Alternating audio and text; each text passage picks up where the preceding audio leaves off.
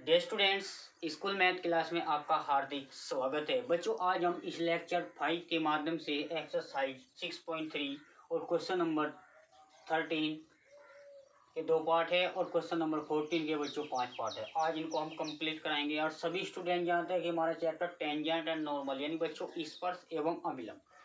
बच्चों, ये एग्जाम की दृष्टि से बहुत इंपॉर्टेंट क्वेश्चन है और उसमें 5 मार्क्स का क्वेश्चन देखने को मिलता है, तो सभी बच्चे बुक से ध्यान देंगे।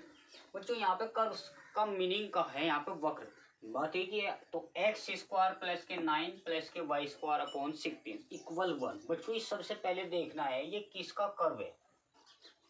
भाई, दीर्घवृत्त का कर्व है, आपने 11th में एक चैप्टर पढ़ा था, ठीक है ना बच्चों। फाइंड दोज पॉइंट, उन पॉइंट को ज्ञात करना है जिस पर इस पर रेखा एक्स अक्ष के पैरेलल, पैरेलल का मतलब उसके समांतर, और पैरेलल टू वाई एक्सिस, जो इस पर रेखा है वाई एक्स के पैरेलल होनी चाहिए और एक्स एक्स के। ठीक है बच्चों, पहले आप इसको एक डायग्राम के जरिए समझिए। क्वेश्चन नंबर 13 का फर्स्ट पार्ट और सेकंड पार्ट दोनों करते हैं।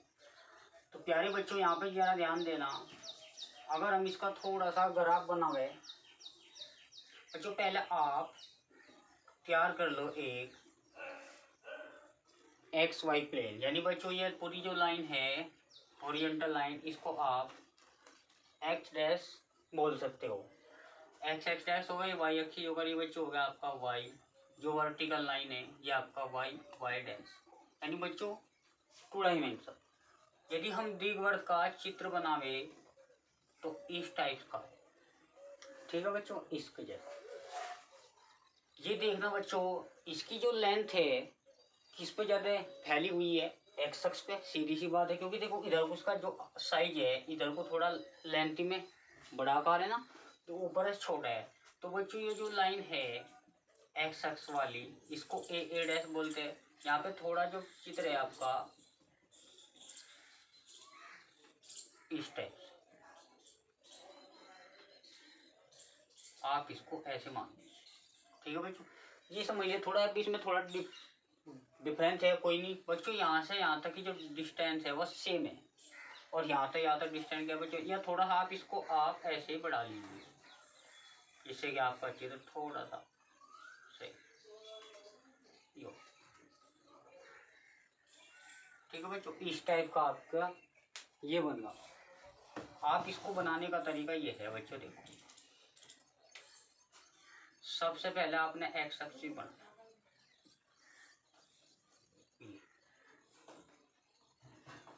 ठीक है बच्चों, इसको ध्यान है। इसको आप एक्स एक्सिस बोल दो, इसको आप एक्स डैश, ये आपका वाई होगा बच्चों, ये आपका वाई, इसमें कोई दो राय नहीं। ये आगे तो बढ़ा। अब ये जो हमारा जो चित्र बना हुआ है ये इलिप्स का है। इलिप्स का मतलब बच्चों दीर्घवृत्त, ठीक है बच्चों, ये दीर्घवृत्त हो गया। अब यहाँ से ए, ये पॉइंट जो है ए डैश, ए डैश, और ये बच्चों ये पॉइंट बी बी डैश। यदि हम चित्र को थोड़ा ध्यान से देखें कि बच्चों यहाँ पे जो ए डैश है वो मेजर अक्ष ही बोलते हैं, जिसको आपने पढ़ा था लघु अक्ष, ओ सॉरी दीर्घ अक्ष, उसको हम दीर्घ अक्ष भी क्या करते थे, याद करो बच्चों। इसके बाद है यहाँ पे बी बी डैश, इसको हम बोलते हैं बच्चों माइनर अक्ष। भाई मेजर का मतलब बड़ा, बड़ा देखो साइज एक्स अक्ष पे फैला हुआ है, तो माइनर अक्ष। बच्चों ये आपको याद रखना चाहिए, यहाँ तक की जो डिस्टेंस है 2a और ये आपके 2, ठीक है बच्चों। अब यहाँ पे हमें ये देखना है, ये जिसका सेंटर है सी, इसका जो केंद्र है, जिसका शीर्ष भी बोल सकते हैं, अलग ही शीर्ष ही होते हैं ए। अगर ये जो पॉइंट है बच्चों, जब यहाँ पर आपको बताया ये ए है, ये है, जब तो 2a, भाई ए डैश की जो टोटल लेंथ है वह 2a, यानी a plus A double A. तो यहाँ से हम पॉइंट निकालना चाहिए, हमें को पता है ये लाइन क्या है भाई, एक्स का जो प्रतिच्छेद बिंदु है, या एक्स वाई प्लेन का जो यहाँ पे कट पॉइंट है उसको हम ओरिजिनल पॉइंट यानी मूल बिंदु बोलते हैं। बच्चों यहाँ से हम चलना पड़ा, देखो ध्यान दो, चित्र को पहले समझ लो, इसके बाद क्वेश्चन में सिंपल है।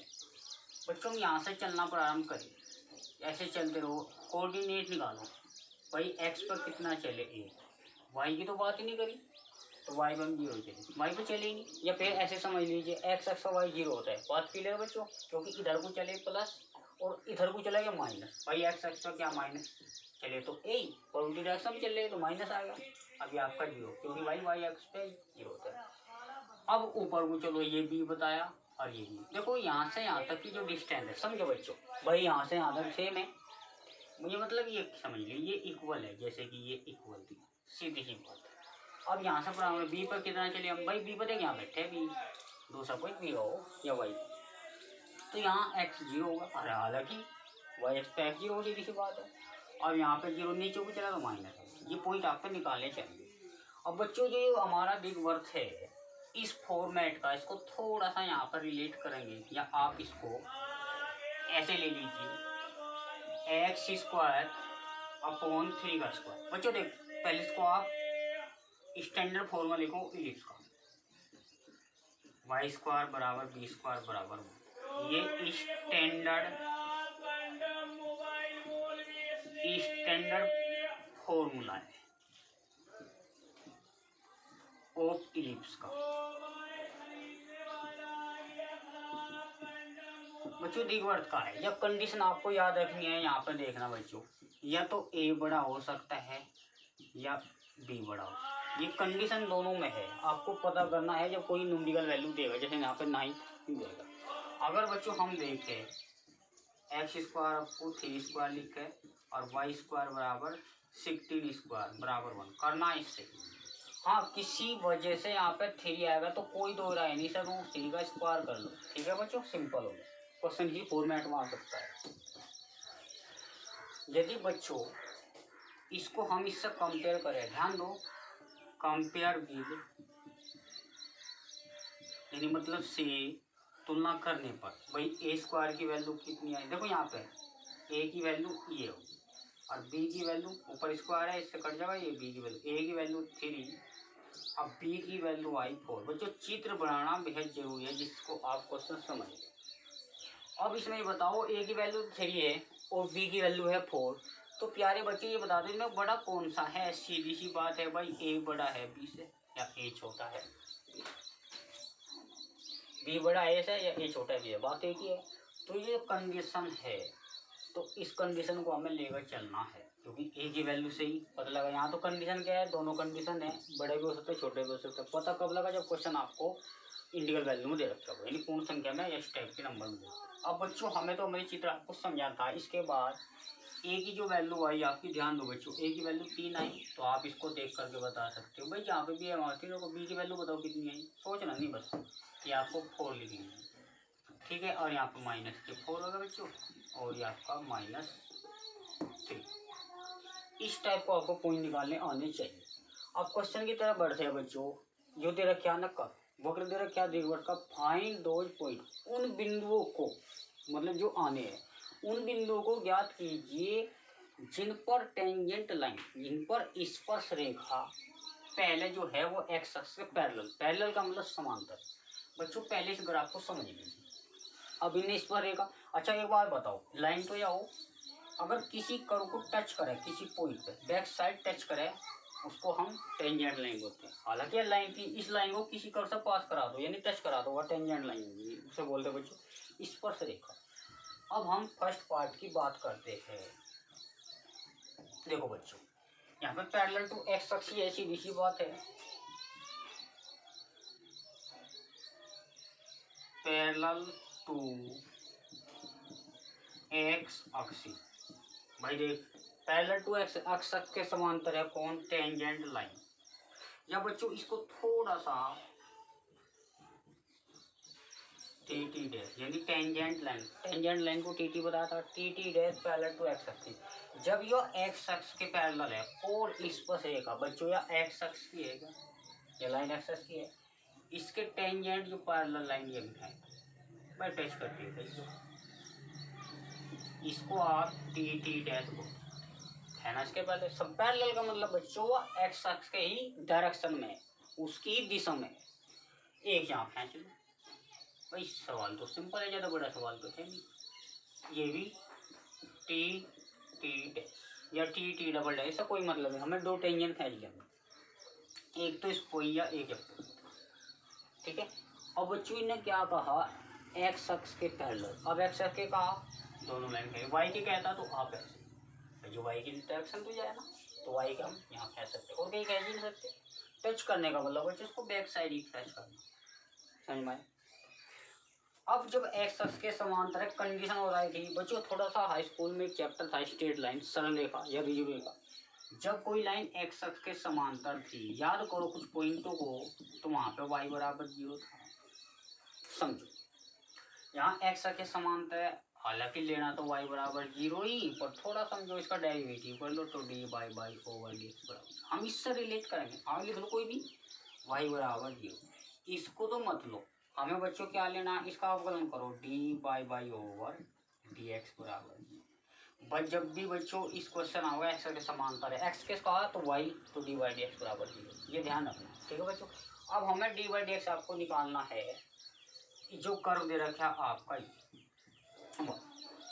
तो differentiate with respect to X, ठीक है बच्चों। हम एक्स का सापेक्ष अवकलन गुणा यहाँ पे दे बच्चों, थोड़ा सा आपको रिलेट करना है कि जो हमारा क्वेश्चन है, ध्यान दो, इसमें आपको differentiate with respect to X, जो हमारा अवकलन है, पहले आप एक्सिस पा का करो, क्या हो जाएगा बच्चों 2x, ध्यान देते रहो, अपॉन 9, इसको आप 9 लिख लो, कोई कांस्टेंट है, प्लस वाई स्क्वायर का 2y, फिर y का याद रखो डी बाई डी एक्स। गलती होने के चांस है ना, क्योंकि x का वहाँ पे 1 था बच्चों। ये बात ध्यान दो, एक्स स्क्वायर का 2x कोई बड़ी बात नहीं, वाई स्क्वायर का 2y, फिर y का करना है, यहाँ तो x का 1 हो गया था, ठीक है बच्चों। ये चीज चैन रूल बोलते हैं। अब ये कांस्टेंट जो चला हुआ है नीचे भाई 4 का स्क्वायर तो 16 है, उसके अकॉर्डिंग चला, अदर कांस्टेंट है ये आपका 0 मिलेगा, सीधी सी बात भाई। कांस्टेंट यानी ये चर पड़ा जिसमें एक्स नहीं, उसका अवकलन 0 विद रिस्पेक्ट टू एक्स। अब बच्चों अगर हम यहाँ से भाई इसकी वैल्यू निकाले तो 2y अपॉन 16, तो D by over D x minus के 2x अपॉन 9। थोड़ा ध्यान देंगे, इसको आप ऐसे कर लो, क्योंकि यहाँ भी नोमिनेटर बटे डेनोमिनेटर, यहाँ भी नोमिनेटर कट जाता है, ठीक है। ऐसे यहाँ वही तो जब भी कैंसिल होगा, तो हमें क्या चाहिए बच्चों, D by over D x चाहिए। अब हमें समझना क्या है बच्चों, ध्यान भाई, डी बाई डी एक्स हमारे पास आया हुआ है, इसकी जो वैल्यू आई कितनी आई बच्चों, एक्स अपॉन 9। अब 16 को वहाँ पे भेज दीजिए और वाई यहाँ पे आ, तो हमारे पास D by over D X यानी बच्चों माइनस के 16x, इसको थोड़ा सा सिम, ठीक है बच्चों। सवाल समझने का प्रयास करेंगे। भाई ने क्या कहा, पैरेलल टू एक्स एक्सिस, हमने पहले डिफरेंशिएट विद रिस्पेक्ट टू, इस कंडीशन को आप याद रखें। इसका मीनिंग क्या है, फर्स्ट पार्ट है ना, क्योंकि जो टेंजेंट लाइन है इज पैरेलल टू एक्स, हमारी जो स्पर्श रेखा है वो एक्स एक्स के समांतर है, क्लियर है बच्चों। अब जब इसने यहाँ put according question by D x, क्योंकि हमारी जो टेंजेंट लाइन है वो एक्स के समांतर, इसके अकॉर्डिंग। अब यहाँ पे 0 रख लीजिए, तो माइनस के 16x अपॉन 9y, यहाँ 0 रखो, बात इसी भाई यहाँ पे हमने ये रखा है, इसकी असर में जो बात है, या 0 बराबर ही।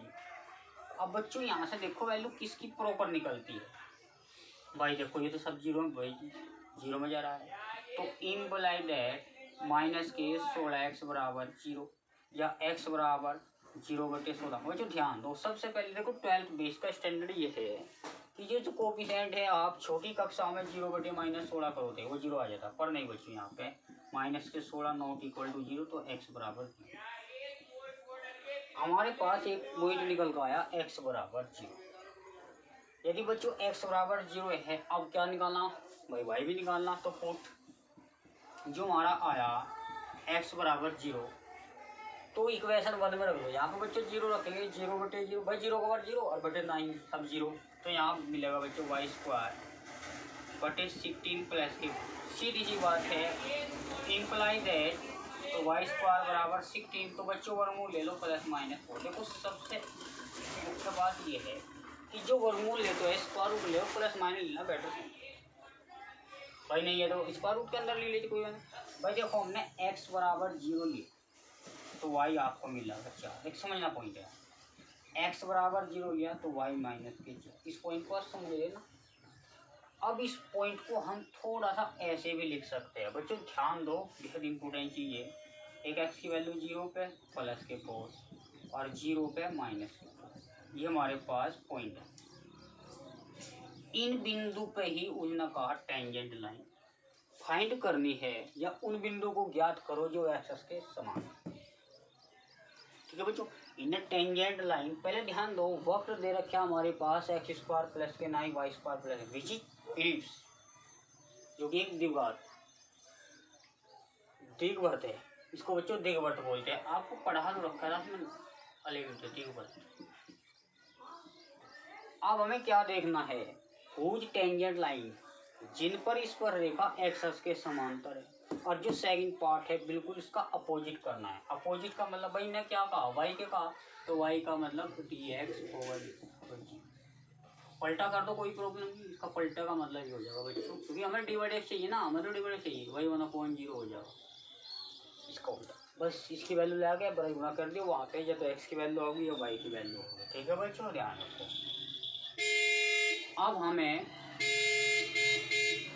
क्वेश्चन नंबर 14 बिल्कुल सिंपल सवाल है। इसने क्या कहा, find the equation of tangent and normal, यानी बच्चों इस पर से विलंब का समीकरण बताता। ये जो क्वेश्चन है इस पर का समीकरण बता था बच्चों, आपको ध्यान दो, यहाँ पे लिख लीजिए एक बार, तो y माइनस के y1। ठीक है बच्चों, यहाँ पे स्लोप आएंगी, परवणता निकाल दो, जैसे भाई कोई भी कर्व का डेरिवेटिव कर लो, तो x माइनस के x। ठीक है बच्चों, ये तो था आपका स्पर्शी का समीकरण। अब बच्चों अभिलंब का समीकरण क्या है, यानी y माइनस के y1, बस यहाँ पे इसका अपोजिट कर चिन्ह माइनस का आ जाएगा, तो dy by over dx x minus के x। ठीक है बच्चों, आपके पास पॉइंट है, पहला आप निकालो टेंजेंट। इस कर्व से क्या मतलब है, इस कर्व का मीनिंग है आप प्रवणता निकाल लो विद पॉइंट के साथ, इन पॉइंटों का।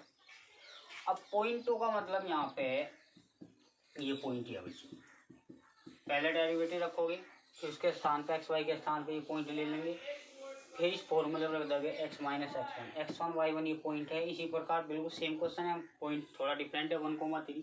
ये कर्व है सिंपल, ये कर्व है, और x बराबर कोस थी। ये सवाल आपके लिए डिफरेंट हो सकता है। ठीक है बच्चों, इसको क्या है, जैसे आपने पढ़ा था parametric dx over dt dy और dt, और इक्वेशन 2 को फर्स्ट डिवाइड करें, वहाँ पे डिवाइड x होता है, तो t में जो पॉइंट है वो π/4 है। ठीक है बच्चों, ये सवाल आपको बिल्कुल इसके जैसे क्वेश्चन है। ये ग्राफ का मतलब ये है बच्चों, आपको थोड़ा समझिए कि इसका चित्र कैसे होता है। ठीक है, हर बार ग्राफ की कोशिश करो जहाँ तक संभव हो सके। ठीक है बच्चों, मिलते हैं नेक्स्ट सेशन में।